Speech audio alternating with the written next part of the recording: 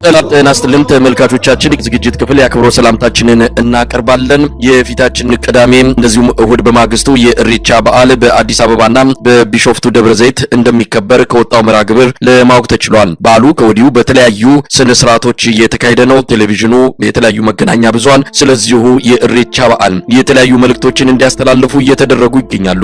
አዲስ አበባ በቀይ ነጭ ጥቁር ሰንደቅ ዓላማ የኦህዴድ ሰንደቅ ዓላማ ማለት ነው ከተማዋ መጥለቅለቋን ነው ለማወቅ እየተቻለው። የተለያዩ ትዕይንቶችም እየተስተናገዱ ነው። በአንጻሩ ባሳለፍነው አርብ የተከበረው የመስቀል ደመራ በዓል በተለያዩ ክልከላዎች ማለፉን ነው በወቅቱም ዘገባ የተሰራበት። አሁንም በዚህ ጉዳይ ላይ የተለያዩ መረጃዎች እየወጡ ይገኛሉ። ከኢሬቻ በዓል ጋር በተያያዘ ብዙ ነገሮች እየሰማን ነው። የዘውትር ተሳታፊያችን አዲስ አበባ ያለውን ድባብ ሊያስቃኘን መስመር ላይ ይገኛል። በጣም ነው ማመሰግነው። እንግዲህ ከመስቀል በዓል ደመራ እንጀምራለን። አጠቃላይ ያለውን ሁለቱን በዓል አንጻር በመንግስት አካባቢ የሚደረገው እንቅስቃሴ ምን ይመስላል የሚለውንም በሰፊው የምናነሳ እንደሆነ ተስፋ አደርጋለሁ። ከባለፈው ዓመት አንጻር አሁን በተለየ ሁኔታ የመንግስት ያገዛዙ ሙሉ ድጋፍ ያለው የኢሬቻ በዓል ሊከበር ምናልባትም ቀናት ብቻ ነው የቀሩት። እስቲ ካለው ሁኔታ ተነስተን ምን እየታየ ነው? አዲስ አበባ በጣም ከፍተኛ ጭንቅ ውስጥ ነው ያለችው። እውነት ለመናገር የአዲስ አበባ ከተማ ልክ በመጽሐፍ ቅዱስ ታሪክ እንደምናውቀው የእስራኤል ሕዝብ በባቢሎን ምርኮ ተደርጎ ለ70 ዓመት በባርነት በነበረበት ሰዓት ያለውን ጭንቅ የሚያስታውስ ድርጊት እየተፈጸመባት ነው። እንግዲህ መስቀል በታሪካዊ ዳራነቱ በቱሪስት መስህብነቱ በዓለም አቀፍ የዩኔስኮ ተመዝግቦ ከፍተኛ የቱሪዝም እና የዶላር ማግኛ ምንጭ ሆኖ የነበረበት ታሪክ አብቅቶ ዛሬ የማርያምን ምስል ያለበትን ቲሸርት መልበስ አይቻልም፣ በፍጹም አይቻልም የሚል ሃይማኖቱ አባቶች በሚዲያ ቅስቀሳ የተደረገበት ነጭ ልብስ ብቻ ካልሆነ በስተቀር ከነጩ ልብስ ላይ የትኛውንም አይነት ቀለም ቲሸርት ያለውን ልብስ ለብሳችሁ መምጣት አትችሉም በማለት የቤተ ክርስቲያን አባት ጠባቂ በጎችን እና እረኞችን ያሰማራሉ ተብለው የሚጠበቁ አባቶች መግለጫ የሰጡበት የኢትዮጵያ ባንዲራ ደግሞ ፍጹም በቦታው ላይ የተከለከለበት ከዚህ በፊት ይዣለው አቲዝም ይዘህ አትገባም ይዤ እገባለሁ በሚል ንትርክ የነበረበት ነገር ግን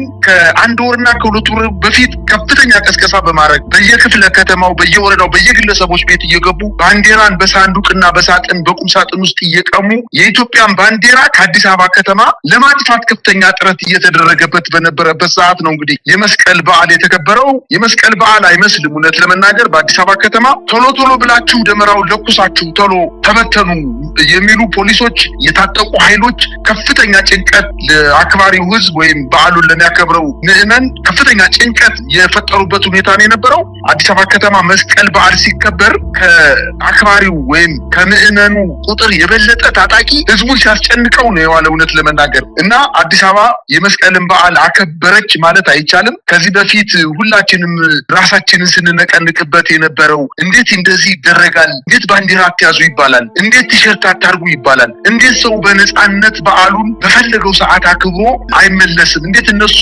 እሳት በዚህ ሰዓት ለኩሱና ተመለሱ እየተባለ እየተገፋ የአስተዳደር በዓል እስኪመስል ድረስ እነሱ አዛዥ ናዛዥ ሆነው ምዕመኑ ደግሞ ተላላኪ እስኪመስል ድረስ የተፈጸመበት በዓል መሆኑን ዛሬ ህብረተሰቡ ለምዶት በቃ ባንዲራም ቀሚስም አረንጓዴ ቢጫ ቀይ ያለው ቀሚስም ሳያደርግ ነው ወደ ደመራ በዓሉ የሄደው። ነገር ግን ደግሞ ህዝቡ አዝሮ ተሸማቆ ፈርቶ በዓሉን ያከበረበት ሁኔታ ቢኖርም ኢሬቻን ደግሞ ስንመለከት ፍጹም መንግስታዊ በዓል አድርጎ ለማክበር የመንግስት ባለስልጣናት ደፋ ቀና እያሉ ይገኛሉ።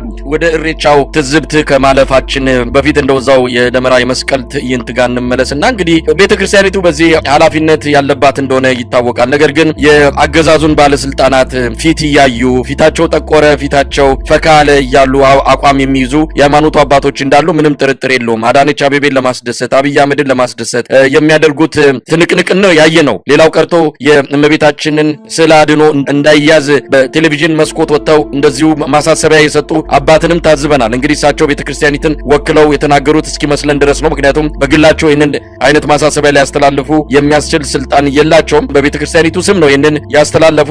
በጣም የሚያሳዝን ነው። በዚህ ጉዳይ ላይ ውይይትም አድርገናል ከመስፍን አማን ጋር። እሱም እንደገለጸው ከሆነ ሰንደቅ ዓላማችን ተከልክሏል። አሁን እንደዚህ አይነት የምንለብሰው ነገር ላይ ክልክላ እየመጣ ነው። ነገ ከነገ ወዲያ ታቦት አትያዙ ሊባል ይችላል። መስቀል አደባባይ ማታክብሩ ሊባል ይችላል። ይሄ ቀስ በቀስ የኢትዮጵያ ሕዝብ እየለመደው የአዲስ አበባ ሕዝብ እየለመደው መጣ። እና አብይም የፈለጉት ይሄንኑ ነው። በአንድ ጊዜ ሁሉን ነገር ከማስቆም በሂደት ነገሮችን እያለማመዱ ሙሉ በሙሉ ማጥፋትን እንደ ስትራቴጂ ነድፈው ይህንንም ተግባራዊ እያደረጉ ይገኛሉ። የኮሪደር ልማቱ አንዱ ኢላማም እንደዚህ አይነቱን የህዝብ መሰባሰብ ሰው ከአንድ ቦታ ተያይዞ ተሰባስቦ እየዘመረ እንዳይመጣ በኮሪደር ልማት ህዝቡ ነዋሪውን መበታተንና በየአዲስ አበባ ጥግን እንዲሰራጭ ያደረገበት አንዱም ስትራቴጂ የአዲስ አበባን ህዝብ ማህበራዊ መስተጋብር መበጠስ፣ ከእምነቱ ጋር ያለውን ነገር ከቤተ ክርስቲያን ጋር ያለውን ነገር ማፋታትና ማላቀቅ እንደሆነ በቅርበትም የምናውቀው የነሱ ስትራቴጂ እንደሆነ እንረዳለንና ይሄ ነገር ወዴት ያመራል? የአዲስ አበባ ህዝብ ዝምታ ሀገር አይኑ እያየች እጁ ላይ የቀለጠች መሆኑን በደንብ የተረዳው አይመስልም። ምናልባት ነገ ከነገ ወዲያ የተፈራው ይመጣል፣ መስቀል አደባባይ አታከብሩም የሚለውም ነገር መምጣቱ የማይቀር ነው። በሃይማኖቱ ላይ መንግስት እጁን አስገብቶ ረጅም እጁን ሰዶ ሃይማኖቷን አዋርዷታል። በቤተ ክርስቲያኗ የመስቀል በዓል የደመራ በዓል አከባበር ታሪክ ውስጥ ፍጹም ምዕመናኖች ተሸማቀው ባዕድ ሀገር እንዳሉ ቅድም እንደነገርኩ እስራኤላውያን በባቢሎን ምርኮ በሄዱበት ጊዜ ያዩትን አይነት መከራ ለአንድ ምዕመን 2 እና 3 ፖሊስ ተመድቦ ማለት በሚያስችል ደረጃ ከምዕመን አክባሪው በላይ የታጠቁ ኃይሎችና ደህንነቶች በመስቀል በዓል ደመራ ሰዓት ከፍተኛ ቁጥር አሰማርቶ ማሸማቀቅ፣ መረበሽ፣ መግፋት በፍጥነት ጨርሱና ተበተኑ፣ በቃ በሰላም ጉዳይ ላይ ችግር ሊፈጠር ስለሚችል በአስቸኳይ ጨርሱና ተበተኑ የሚል የሰላምና ደህንነት ኃላፊ የከተማ አስተዳደሩ ካቢኔዎች ተሰማርተው በዛ አካባቢ ከፍተኛ የሆነ የህዝብ ማንገላታት ሲፈጽሙ ነበረ። አንተ እንዳልከው የሃይማኖት አባቶች ከምዕመኖቹ ጎን መቆም ሲገባቸው በዚህ በመከራ ቤተክርስቲያን ማቅለብሳ በጸሎት በምታረግበት ሰዓት እነሱ ግን በመድረክ ላይ ወጣው የማርያምን ቲሸርት አታድርጉ ማለታቸው በቃ አጠቃላይ የኢትዮጵያ ኦርቶዶክስ ተዋሕዶ ቤተክርስቲያን አባቶች በፖለቲካው ተጠልፈው ተወስደዋል። የግል ጥቅማቸውን ለማስከበር ካልሆነ በስተቀር ይሄ ነገር የባህል የሃይማኖትና የሌሎችም ንቅለ ተከላ እየተደረገ እንደሆነ አልገባቸውም ማለት ነው። ወይንም ሆን ብለው ከስርዓቱ ጋር ተባባሪ ሆኖ በምዕመኑ ላይ ከፍተኛ ጫና እንዲፈጠር እያደረጉ ነው። በአጠቃላይ ግን መስቀል በዓል ተከበረ ማለት አይቻልም። እንዲያውም በአንዳንድ አዲስ አበባ አካባቢዎች ላይ የመስቀል በዓል ሩቅ የሆኑ አካባቢዎች በሰፈራቸው ደመራ ደምረው እሳቱን አቃጥለው ደመራውን አቃጥለው ሃይማኖታዊ ስነስርዓታቸውን በሰፈራቸው ያከብራሉ። መስቀል ከተቃጠለ በኋላ በሰፈራቸው መጥተው ያከብራሉ። በአንዳንድ አካባቢዎች የፖሊስ ኃይሎች በመንደር በኮንዶሚኒየሞች አካባቢ ህዝብ ተሰብስቦ በሚያከብርበት አካባቢ እየሄዱ እሳት ነው እያነደዳቸው ያላችሁት። እንግዲህ ሃይማኖት ነው፣ የሃይማኖት ክብረ በዓል ስነስርዓት ነው። ነገር ግን ፖሊሶች ተሰብከው ነው የመጡት። መጠው ሁሉ አታቃጥሉም፣ ደመራውን አትለኩሱም በማለት ከፍተኛ ፍጥጫና ግጭት የተፈጠረባቸው አካባቢዎች እንዳሉ ነው የሰማሁት። እኔም በአይኔ በአንዳንድ አካባቢዎች ላይ ለመመልከት ችያለሁ። ይሄ ነገር ነገ ከነገ ወዲያ ደግሞ ከዚህ ጨመር አድርገው ሌላ በአዲስ አበባ ከተማ ህዝብ ላይ ጨመር ያለ ጫና ፈጥረው በሚቀጥለው ዓመት ደግሞ ምናልባትም የቤተክርስቲያኑ ስነስርዓት የማይከበርበትን ወይንም ከዛሬው ወይንም ሰሞኑ ከተከበረው የደመራ በዓል ባነሰና ምዕመኑ በተሳቀቀበት መልኩ እንዲከበር ለማድረግና በሂደት ቀስ አድርጎ አዲስ አበባ ከተማ ላይ የደመራ በዓል እንዳይከበር ለማድረግ ነው ከፍተኛ ጥረት እየተደረገ ያለው እና በጣም አሳዛኝ ነው። እንግዲህ ምዕመኑ ከአባቶች መጠበቅ የለበትም። ሃይማኖቱ ሲነካ ማንኛውም ሰው ከሃይማኖቱ በላይ ወይንም አጠቃላይ ከእምነቱ በላይ ሌላ ነገር ስለሌለ በእምነቱ ላይ እንደው መድኃኔዓለም ቤተክርስቲያን ላይ ዝማሬ መላእክት እያለ በሚሊዮን የሚቆጠር ወጣት ወጦ ዝማሬ በሚያሰማበት ሀገር ላይ እንደዚህ አይነት የሃይማኖት መገፋት ሲደርስ ምዕመኑ ዝም ብሎ ተገፍቶ እነሱ በፈቀዱለት መንገድ ብቻ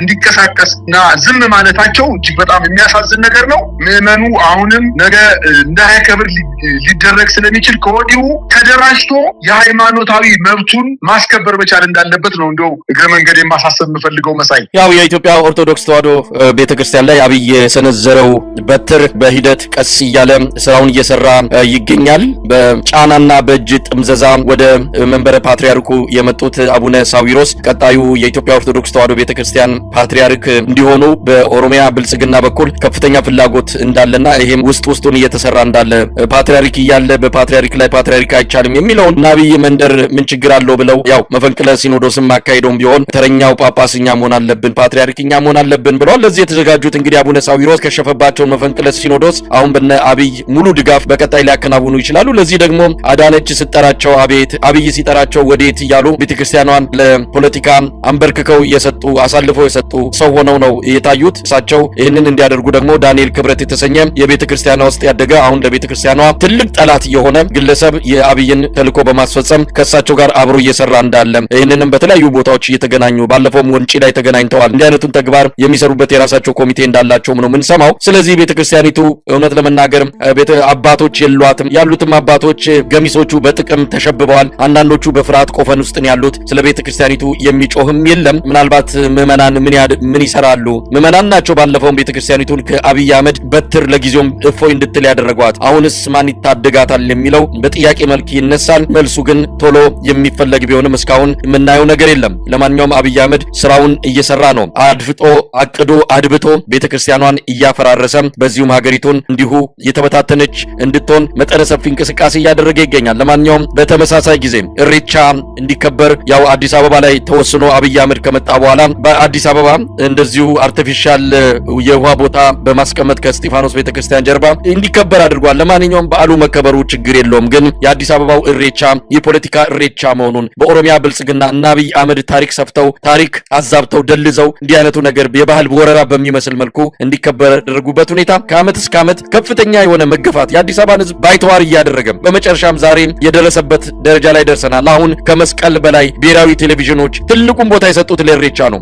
ፋና ቴሌቪዥን አውርቶ ስለዚህ ጉዳይ ተናግሮ ዘግቦ ሊበቃው አልቻለም። ሁሉም የቴሌቪዥን ጣቢያዎች አሁን ዜና መክፈቻቸው ዜና ማሳረጊያቸው ይኸው የኢሬቻ በዓል ሆኗል። አዲስ አበባ ላይ ሳምንት ጀምሮ ነው ነገሮች እየተለወጡ የመጡት መንግስታዊ ድጋፍ ባለው በዚህ በኩል የኦርቶዶክስ ቤተክርስቲያን እምነት ተከታዮች ላይ ሌሎችም ላይ በክርን እየደቆሰ የጸጥታ ኃይሎችን እያሰማራ ሰንደቃችን እንዳይታይ እያደረገ በዚህ በኩል ደግሞ የኢሬቻ በዓል ልዩ የመንግስት ትኩረት በጀት የጸጥታ ድጋፍ በርካታ ነገሮች እየተደረጉለት በመንግስት ደረጃ መስሪያ ቤቶች ሚኒስቴር መስሪያ ቤቶች ክፍለ ከተማዎች ሁሉም በአንድ ኮሚቴ አቋቁመው ተፍ እያሉ እንደሚገኙ እያየን ነው። አይኑን ገልጦ ለሚመለከት ኢትዮጵያ በአሁን ሰዓት የእንጀራ ልጅና የስለት ልጆቿን አንዱን እየቀጣች አንዱን አለምልማ እያሳደገች ትገኛለች። ይሄ ምናልባት በኢትዮጵያ መሃል ትልቅ ችግር ሊፈጥር ይችላል። ብልጽግናና አብይ አህመድ የኦሮሞ ህዝብ ላይ ለመወሸቅ እየጣሩ መሆኑን ከሚያሳዩት ነገሮች አንዱ ይሄ ነው። የኦሮሞ ህዝብ በዚህ አጋጣሚ ከዚህ ሁኔታ ራሱን መጠበቅ አለበት። ነገር ግን እያየን ያለነው ነገሮች እየከፉ መጨፍለቁም ሆነ መጠቅለሉ እየበረታ የመጣበት ሁኔታ ነው በስፋት የምናየው። እስቲ ምንድነው ከኢሬቻ በዓል ጋር ተያይዞ አዲስ አበባ ላይ እየተስተዋለ ያለው? ወደ ኢሬቻ ከመሄድ በፊት ግን የኢትዮጵያ ኦርቶዶክስ ቤተክርስቲያንን ለማዳከም መንግስት አንተ ቅድም የተናገርከው ነገር በድብቅና ስልታዊ በሆነ መልኩ እያጠቃት ነው የሚለው ነገር እኛ አልስማማበትም።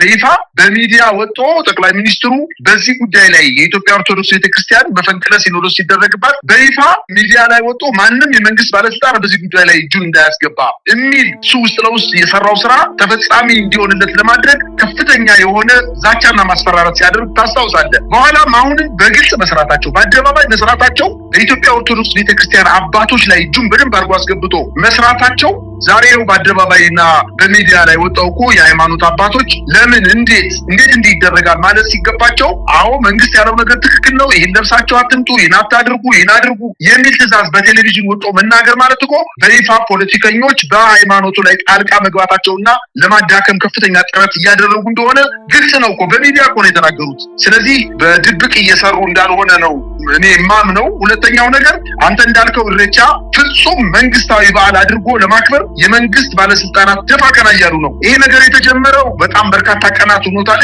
ምናልባትም ከፍልሰታ ጾም አካባቢ ጀምሮ በአዲስ አበባ ዙሪያ የሚገኙ የኦሮሚያ ከተማ አስተዳደሮች ሸገር ከተማ አስተዳደር የሚባሉ ከተሞች ላይ ወጣቶችን እያመጡ በጭፈራ ከተማ መንገዱን እየዘጉ ህዝቡን አለማመዱት። ባይተዋር የነበሩ ወጣቶች ለአዲስ አበባ በብዙ በ10 ሺዎች የሚቆጠሩ ወጣቶች በአንድ ቀን በሁለት ቀን ብቻ ሳይሆን ለ15 እና ለ20 ቀን የሚሆን ወይንም የሰሜን አካባቢ የሚከበረውን የልጃገሮች በዓልን እንዲሸፈን ለማድረግ ያለ ፕሮግራምና ያለ ቅድ አሸንድዬ ሶለል የሚባሉ በዓሎች በአዲስ አበባ ላይ እንዳይከበሩ ለማድረግ በአዲስ አበባ ከተማ በ10 ሺዎች የሚቆጠሩ ወጣቶችን አምጥቶ ካፈሰሰ በኋላ ያኛው ባህል እንዲደበቅ ማድረጉ ራሱ አንዱ በእምነት ላይ በባህል ላይ ከፍተኛ ወረራ እየፈጸመ እንደሆነ ነው ማየት የቻልኩት። አሁን ደግሞ መንግስታዊ ጣልቃ ገብነቱ በጣም ተስፋፍቶ ነው የሚገኘው። ከተማዋ እንግዲህ በጥቁር ቀይና ነጭ ባንዲራ ተጥለቅልቃለች። የመንግስት ተቋማት ከወረዳ ጀምሮ የክፍለ ከተሞች ቢሮዎች የአጠቃላይ የግለሰብ ተቋማት በእነዚህ በጠቀስኩልህ ባንዲራዎች ጥቁር ቀይና ነጭ አርማዎች የገዳ ባንዲራ ነው የሚባለው በእነዚህ ባንዲራዎች ከተማዋ ተጥለቅልቃለች። በተለይ ከሀያት አደባባይ እስከ መገናኛ በኮልፌ አካባቢ ሚኪሊላንድ አካባቢ ያሉ አውራ ጎዳናዎች በሙሉ ህንፃዎች ቀለም ያለው ባንዲራ በግድ ብለዋቸው ካልሆነ በስተቀር የሌላ ብሔር ተወላጅ ባለ ህንፃ ባለቤቶች እንኳን ይሄን ባንዲራ ሰቅለው ነው የሚታዩት። በከተማዋ ላይ አጠቃላይ እንግዲህ እንግዶችን ለመቀበል እነዚህ የሚመጡ ከተለያየ አካባቢ የሚመጡ እንግዶችን ለመቀበል ድንኳን ጥሏል። ወረዳ ድንኳን ጥሏል። ክፍለ ከተሞች ድንኳን ጥለዋል። ቄጠማ ጎዝጉዘዋል። እንግዲህ ባለቤቶችን ለመቀበል ከፍተኛ ሽርጉድ እየተደረገ እንደሆነ ነው ያየሁት። የከተማዋ ነጋዴ በነፍስ ወከፍ በግዴታ ገንዘብ እንዲያዋጣ ገንዘብ ተጥሎበት ለሚመጡ እንግዶች ውሃ እንዲያቀርብ፣ ለስላሳ እንዲያቀርብ፣ አንዳንዶችም ደግሞ ድራፍት የሚያከፋፍሉ የቢራ ፋብሪካዎችና አከፋፋዮች ደግሞ ቢራና ድራፍት እንዲያቀርቡ፣ አንዳንድ ሆቴሎች ደግሞ ምግብ እንዲያቀርቡላቸው የእድሮች ድንኳኖችን አውጠው በየጎዳናው ላይ ድንኳን በነፃ አውጠው እንዲጥሉ ለማድረግ የወረዳ አመራሮች የክፍለ ከተማ አመራሮች ሌላ ስራ የላቸውም። በዚህ 5 እና 6 ቀናት ውስጥ በተለይ ዛሬ በተንቀሳቀስኩባቸው አካባቢዎች ላይ ፍጹም አዲስ አበባ ከተማ አትመስልም። እውነት ለመናገር በርካታ ወጣቶች የኦሮሚያ ክልል ባንዲራ ለብሰው በየቦታው በየሆቴሉ በትልልቅ መንግስታዊና መንግስታዊ ባልሆኑ ድርጅቶች ላይ ጭፈራ ሲያደርጉ ይታያሉ። እውነት ለመናገር ባህሉ በሰላማዊ መንገድ ቢከበር የኦሮሞ ህዝብ ታሪክ ሌላው ቢያዩና አብሮ ቢሳተፍ መልካም ነበር። ግን ዋናው ዓላማ እሱ አይደለም። ዋናው ዓላማ የባህል ወረራ በአዲስ አበባ ከተማ ላይ መፈጸም እንደሆነ ነው። በጣም በርካታ ማሳያዎችን ማየት ይቻላል። እንግዲህ ባህላዊ ልብስ ለብሰው እንግዶችን መቀበል እንዳለባቸው እውነት ለመናገር እነሱ ባህላዊ ልብስ ለብሰው ሲመጡ የአዲስ አበባ ከተማ አስተናጋጅ ደግሞ ባህላዊ ልብስ ለብሶ እንዲያቀብል፣ ለስላሳ እንዲያቀብል፣ ድፎ ዳቦ በየቦታው ተጋግሮ ድፎ ዳቦ እየቆረሰ እንዲያበላ ድንኳን ጥሎ እንዲያሳርፋቸው ለማድረግ ከወዲሁ ትዕዛዝ ወርዶ ወደ ትግበራ የተገባበት ሁኔታ ነው ያለው። እንግዲህ ከተማዋን አይተዋት የማያውቁ ዛሬ በጣም የተመለከቱት ነገር በሜክሲኮ የአዲስ አበባ ከተማ መንገድ የብስክሌት መንገድ ሊረገጥ ተብሎ 5,000 እና 6,000 ብር የሚቀጣበት ህግ ወጥቶ ባለበት ሰዓት በርካታ ግመሎች ጥቁር ቀይና ነጭ ባንዲራ ያንጠለጠሉ 25 ግመሎች በእነዚህ ጎዳናዎች ላይ ፋንድያቸውን እየጣሉ ከተማዋን እያቆሸሹ በፍጥነት እየሮጡ መንገዶችን ዘግተው የትራንስፖርት አገልግሎቱን የመንገድ እንዳይሳለጥ በማድረግ በማን አለብኝነት እንቅስቃሴ ሲያደርጉ በከተማዎች ይታያሉ።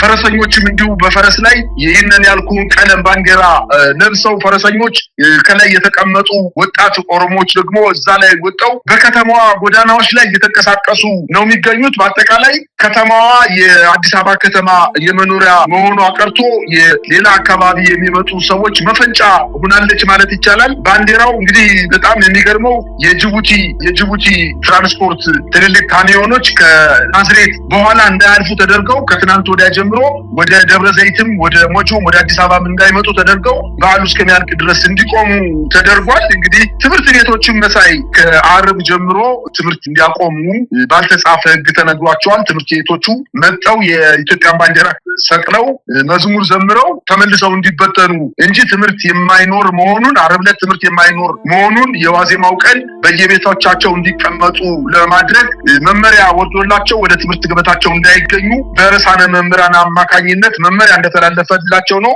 የከተማ ወጣቶች እንግዲህ ደግሞ በጣም የሚገርመው ደግሞ በዓል በመጣ ቁጥር የአዲስ አበባ ከተማ ህዝብ በተለይ ወጣቱ ከፍተኛ ስቃይ ላይ እንደሚገኝ ከዚህ በፊት በታሪክ ይታወቃል። 3 እና 4 ዓመታት በሙሉ በዓሉ ከመከበሩ 5 እና 6 ቀን በፊት ወጣቶችን እያፈሱ ወዳልታወቀ ቦታ ያስሯቸዋል። አሁን ዛሬ ተጠናክሮ የቀጠለው ይሄ ነው። በጣም በበርካታ የአዲስ አበባ ከተማ ጎዳናዎች ላይ ወጣቶች በቡድን ሆነው 4-5 ነው በሚንቀሳቀሱበት ሰዓት የታጠቁ ኃይሎች እያፈሱ በመኪና እየጫኑ ያው ከተለመደው ቦታ ቃሊቲ ማሰልጠኛ ከሚባለው ቦታ ወስደው እያሰሯቸው እንደሆነ ነው መረጃዎች የሚያመላክቱት። እንግዲህ አንተ እንዳልከው በጣም የሚገርመው የፋና ቴሌቪዥን የኢሬቻ በዓልን በማስመልከት አየሩን ሞልቶታል ማለት ይቻላል። እንግዲህ የመስቀል በዓልን ትቶታል። የፋና ቴሌቪዥን መስቀል በዓልን ትቶ የኢሬቻ በዓልን ግን በልዩ ሁኔታ በደመቀ ሁኔታ አየር ምድሩን ሰዓቱን በሙሉ ለኢሬቻ በዓል ሰጥቶ እየዘገበ ይገኛል።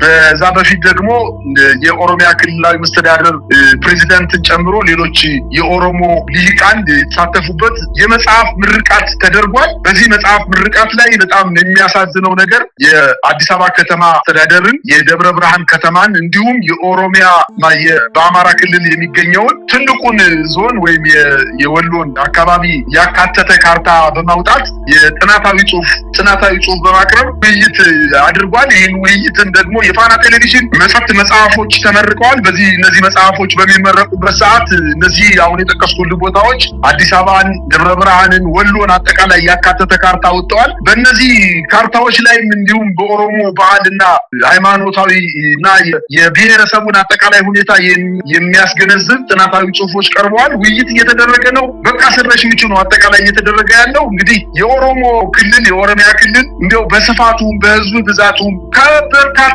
የአፍሪካ ሀገራት የሚበልጥ ህዝብ ነው። ቦታ አልጠበባቸውም። የኦሮሞ ህዝብን በመሬቱም ሰፊ ብቻ ሳይሆን በከርሰ ምድርም ይሁን በገጸ ምድር ሀብቱ የበለጸገ ክልል ነው። ክልላቸውን ሳያለሙ ሌላ ክልል ላይ አይናቸውን አማትረው ይሄ ቦታ የኔ ነው፣ ይሄ በታሪክ የኔ ነበረ፣ አሁንም እጠቀልለዋለሁ እያሉ በካርታ ሲያቀርቡ የፋና ቴሌቪዥን ይህንን ፕሮግራም ማስተላለፉ በጣም የሚያሳፍር ነገር ነው እየተፈጸመ ያለው። በአጠቃላይ አዲስ አበባ ከተማ በኢሬቻ በዓል አስመልክቶ ከፍተኛ የሆነ ወከባና ጭንቀት ውስጥ የገባች መሆኑን ነው ማየት የቻልኩት። መሳይ እንግዲህ በጣም ብዙ ነገሮችን ማንሳት ብንችል በወደድን ኢትዮጵያ ውስጥ ያለው ሁኔታ ግልጽ በሆነ መልኩ ምናልባት ተረኝነት የሚለውም የሚገልጸው አይደለም። ተረኝነት ሲባል የኦሮሞ ህዝብን በሙሉ የሚመለከት አይደለም። የገዢ መደቡን ነው ተረኛ ብለን የምንገልጸው። ገዢ መደቡ የኦሮሞን ህዝብ ስም ይዞ በኦሮሞ ህዝብ እየነገደ ነገር ግን ተረኝነትን በስፋት እያከናወነ ነው። ይሄ ግልጽ የሆነ ወረራን እውነት ለመናገር እንደዚህ አዲስ አበባ ላይ ኢሬቻ የሚከበርበት አንድም በታሪክም ሆነ በሌላ ያየነው የለም። እነ አብይ አህመድ ጓዳ የተጻፈ ታሪክ ነው። እነ አብይ አህመድ ከሽነው ያመጡትን ታሪክ ነው እንግዲህ ስልጣን ያዝን ብለው በዚህ ደረጃ የአዲስ አበባን ህዝብ ባይተዋር አድርገው ሌላውን አፍነው። አንድ ነገር እዚህ ላይ መቀመጥ ያለበት ነገር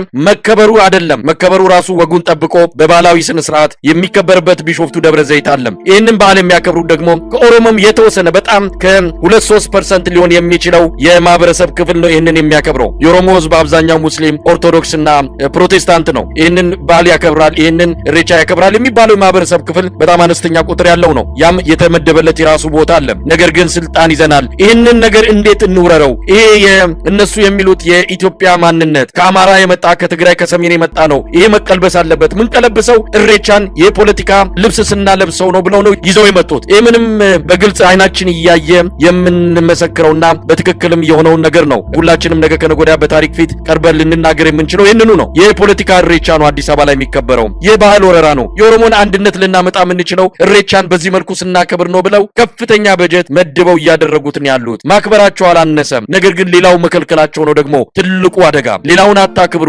ሰንደቃችሁን ምልክታችሁን አትያዙ፣ በፖሊስ ወከባ በዓሉ ላይ ሰው እንዳይመጣ ቶሎ አክብሮ እንዲሄድ እንዲህ አይነት ለዛውም ለአንድ ቀን ለተወሰነች ሰዓታት የሚከበርን የደመራ በዓል በእንደዚህ ውክቢያና ማስፈራራት እንዲከበር አድርገዋል። ይህንን ግን ለቀናት በዘለቀ ምናልባትም ከዛም በኋላ በተለያዩ ቦታዎችም የሚከበር እንደሚሆን ይጠበቃል። ያም ቢሆን በዚህ ደረጃ ሌላውን እየከለከሉ እነ ሻደይን፣ አሸንዳን፣ ሶለልን በሙሉ ከአዲስ አበባ እንዳይከበሩ አድርገን ኢሬቻን በዓል ግን በዚህ አይነት መልኩ እንዲከበር ማድረግ በየትኛውም መንገድ ፍትሃዊ አይደለም። ይህን ኢፍትሃዊነት ነው እንግዲህ በአብይ ዙሪያ ያሉ የሌላ ብሔረሰብ ተወካዮች እነ ብርሃኑ ነጋ፣ እነ ተመስገን ጥሩነህ፣ ሌሎችም አይናቸው እያየ ይህንን የፈቀዱት ምን እንደሚሉ እንግዲህ ነገ ከነገ ወዲያ ልንሰማቸው እንችላለን። እንዲህ አይነቱ ነገር ሀገር ያፈርሳል እንጂ ሀገር አይገነባም። ለማንኛውም አዲስ አበባ ህዝብ ዘንድ ምን እየተባለ ነው? የአዲስ አበባ ህዝብ ምን ይላል? ዝም ብሎ ሁኔታውን እየተከታተለ እየታዘበ ነው ያለው። መከራ እንደመጣበት ነው የሚገነዘበው። ግን መሳይ ከዛ በፊት ግን የኦሮሞ ብልጽግና የኦሮሞ ህዝብን በልማት በሰላም በፍቅር ማስተዳደር ሲሳናቸው እንዲያው በደመና ላይ የሚሄድ